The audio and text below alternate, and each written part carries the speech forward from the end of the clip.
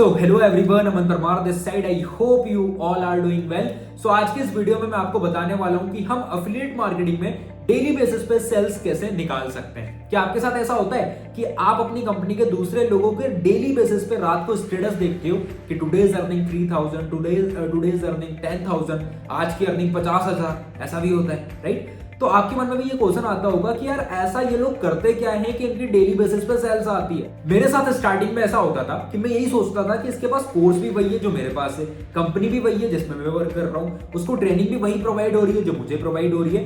But ऐसा ये लोग करते क्या है कि इनकी डेली बेसिस पे सेल्स आती है और मेरी 15 दिन में एक बार आ रही है, वीकली बेसिस पे, मंथली बेसिस पे एक बार आ रही है, राइट? तो ऐसी किन चीजों को वो लोग फॉलो करते हैं जिनकी डेली बेसिस पे सेल्स आती है, राइट? फिर मैंने क्या करा, चीजों को समझना स्टार्ट करा, फॉलो करना स्टार्ट करा और अब मैं भी डेली बेसिस पे 2, 3, इवन 5 से 10 सेल भी डेली बेसिस पे निकाल पाता हूं, राइट? तो वो कौन से स्ट्रेटेजीज होती है, किन चीजों को हम लोग फॉलो करते हैं और कैसे आप भी डेली बेसिस पे सेल्स को निकाल सकते हो, वही चीजें हम आज की वीडियो में जानने वाले हैं। सो फटाफट से इस वीडियो को लाइक कर दो एंड बिना टाइम वेस्ट किए सीधा स्टार्ट करते हैं वीडियो को। सो गाइस, सबसे पहले आपको ये समझना इंपॉर्टेंट है कि ये जो हमारा बिजनेस है ये लोगों का बिजनेस है। ये समझो, मतलब मैं पर्टिकुलर अफिलिएट की बात कर रहा हूं, ठीक है?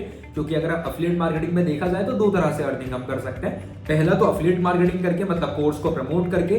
सेकंड तरीका होता है कि हम डिजिटल स्किल्स को डेवलप करके उनको मोनेटाइज कर सकते हैं, like graphic designing, video editing, उसके बाद एड रन, उसके बाद ऐसी बहुत सारी स्किल्स होती हैं। बट मैं अभी पर्टिकुलर कोर्स को प्रमोट करने की बात कर रहा हूँ, अफिलिएट मार्केटिंग की बात कर रहा हूँ। तो ये जो हमारा बिजनेस है ये लोगों का बिजनेस है। हमारे पास जितने लोग आएंगे उतनी हमारी सेल्स बढ़ेगी, उतना ही ज्यादा हम अपने कोर्स को आगे प्रमोट कर पाएंगे एंड उतनी ही ज्यादा हमारी अर्निंग होगी। तो अब जो हमारा नंबर 1 पॉइंट है वो है it's a number game.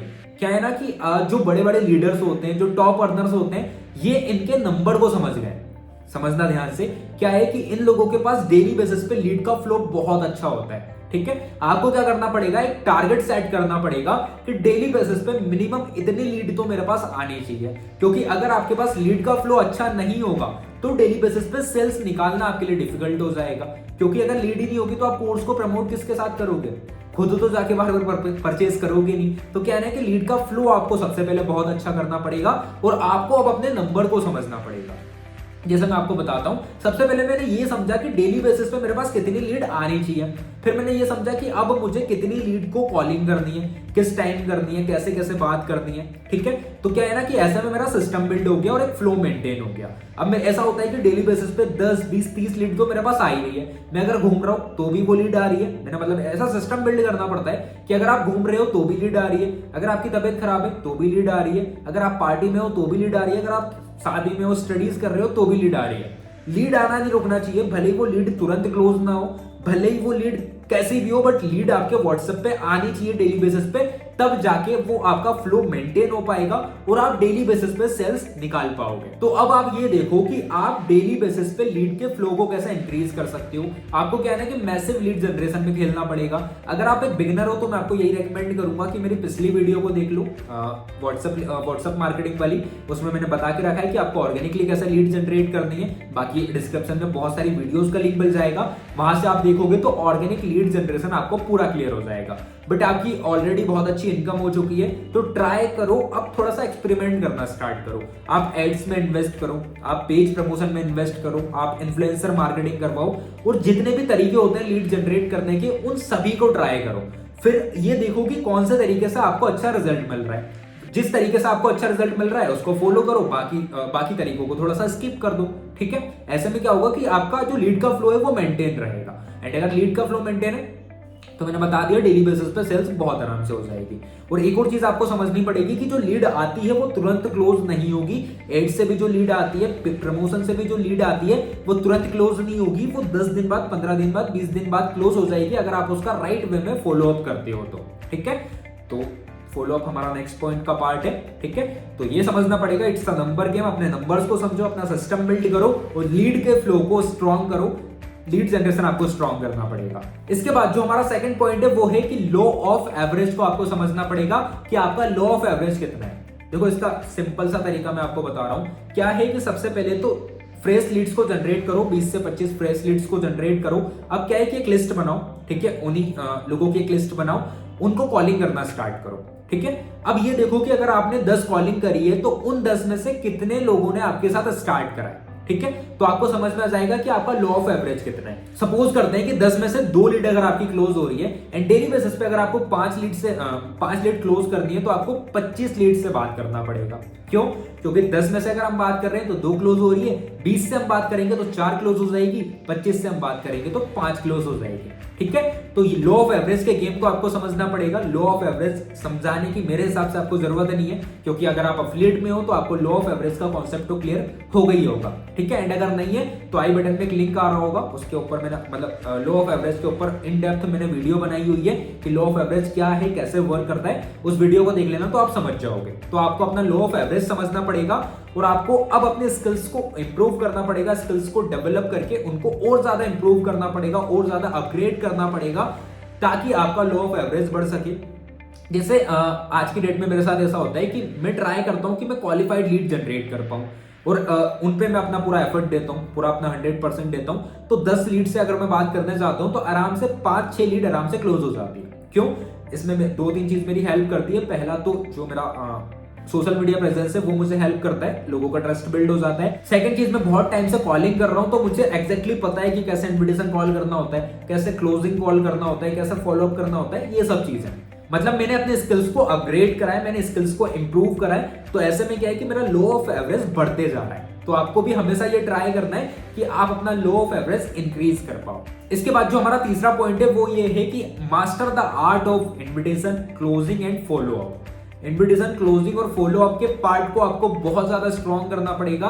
In skills में आपको एक्सपर्टीज लेनी पड़ेगी, क्योंकि सिंपल सी बात है, जो हमारा सबसे बेसिक चीज है वो यही है। एफिलिएट मार्केटिंग में सबसे जो बेसिक चीज है वो यही है। पहला तो इन्विटेशन कॉल कैसे करना होता है, कैसे बातचीत करना होता है, क्लोजिंग कॉल कैसे करना होता है, अर्जेंसी कैसे क्रिएट करनी होती है।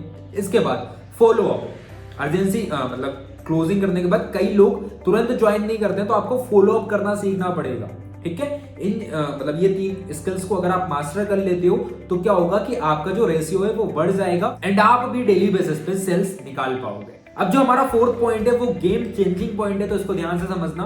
वो है आपकी पर्सनल ब्रांडिंग, राइट। अभी मैं आपको बताता हूं, मैं कुछ स्क्रीनशॉट्स आपको लगा दूंगा, आप देखना कि मेरी मैक्सिमम क्लोजिंग सब ऑटोमेशन पे स्टार्ट हो गई है। मतलब क्लोजिंग होना ऑटोमेशन पे स्टार्ट हो गई है। लीड या तो यूट्यूब से मुझे देखती है, इंस्टाग्राम से मुझे देखती है, और इंस्टाग्राम पे मैंने एक फॉर्मेट डाला हुआ है लिंक ट्री का, तो वहां से जाके वो लोग एनरोल कर लेते हैं। और यूट्यूब पे तो मेरा डिस्क्रिप्शन में परचेस लिंक मिल ही जाता है, मेरा एफिलिएट लिंक मिल ही जाता है। तो कई लोग डायरेक्टली मुझे परचेस करके स्क्रीनशॉट सेंड करते हैं। ये कैसे होता है? जब आप अपनी पर्सनल ब्रांडिंग करना स्टार्ट करोगे, जब आप लोगों को वैल्यू देना स्टार्ट करोगे, जब आप लोगों की प्रॉब्लम को सॉल्व करना स्टार्ट करोगे।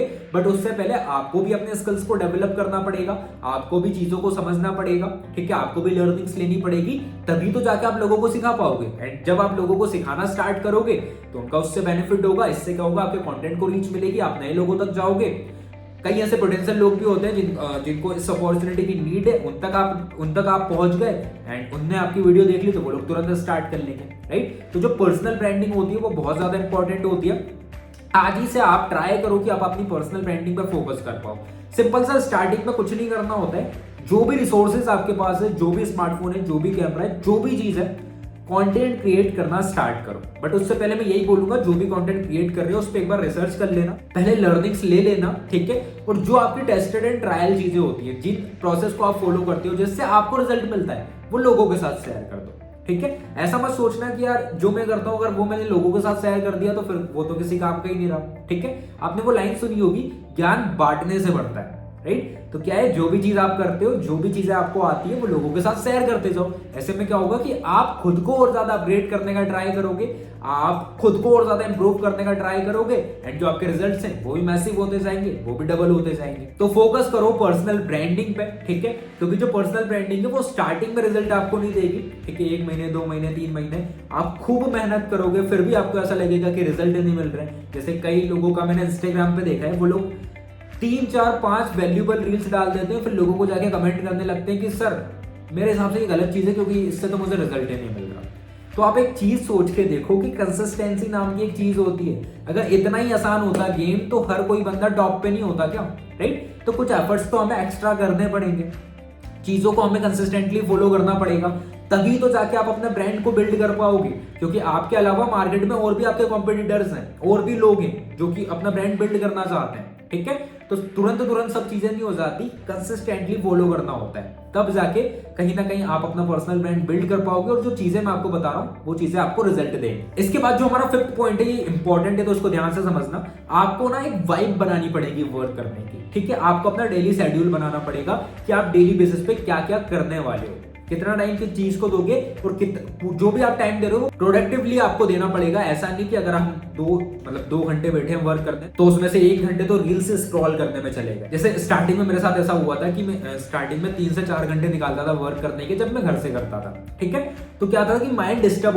हो जाता था बहुत ज्यादा, उतना अच्छे से वर्क हो नहीं पाता था। तो मैंने क्या करा, एक स्पेस रेडी करा। यहाँ पे क्या होता है ना कि वाइब आती है वर्क करने की, एंड जब वर्क करने में वाइब आ रही है, जब अंदर से मजा आ रहा है वर्क करने में, तब आपका बिजनेस ग्रो करेगा, तब आपका बिजनेस आगे बढ़ेगा, एंड आप और ज्यादा क्रिएटिव होंगे और कहीं ना कहीं चीजों को और अच्छे से फॉलो करना स्टार्ट कर पाओगे। ठीक है, तो सबसे पहले ट्राई करो कि अगर आपके घर में कोई स्पेस है तो उसको अपना वर्किंग स्पेस बना लो, उस थोड़ा सा स्टूडियो में खर्च करो पैसा। ठीक है, थोड़ा सा सेटअप में खर्च करो। अगर आपका एक अच्छा सेटअप हो गया तो मजा आता है वर्क करने में। ठीक है, एक वाइब आती है वर्क करने में, वो वाइब आपको लानी पड़ेगी। ठीक है, आप एक सेटअप रेडी कर सकते हो, या तो फिर अगर अच्छा आपका बिजनेस चल रहा है तो रूम पे 2-3 हजार का, मतलब आसपास में एक रेंट पे रूम ले सकते हो, एंड वहां पे जाके अकेले वर्क कर सकते हो। जैसे मैं अपना बताता हूँ कि जब मैं अकेले वर्क करता हूँ ना, तो ज्यादा प्रोडक्टिव हो पाता हूँ एंड मजा आता है वर्क करने में। तो क्या है ना कि हमें कंफर्ट जोन से दूर होना पड़ेगा, अपने ऊपर रिस्पॉन्सिबिलिटी लेना स्टार्ट कर दो। जैसे कोई रील आपको बनानी है, कोई वीडियो आपको बनानी है,